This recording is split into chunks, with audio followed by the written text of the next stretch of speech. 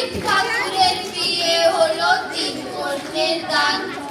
এক কন্যে রাজের পারে, এক কন্যে খান, এক কন্যে গোসা করে বাপের বাড়ি যান।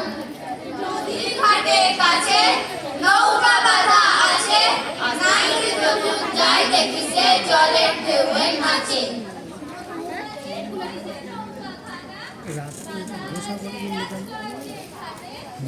চেঞ্জ করে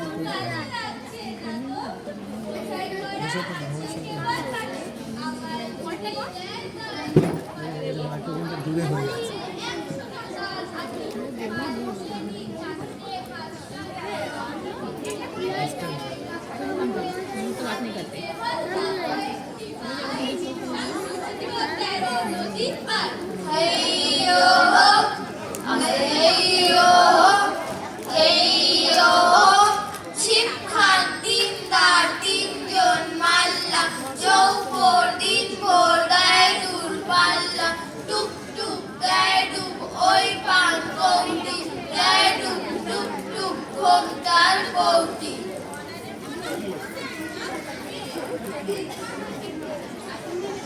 ওখানে ইয়ে দেয় সাউন্ডটা দেয়।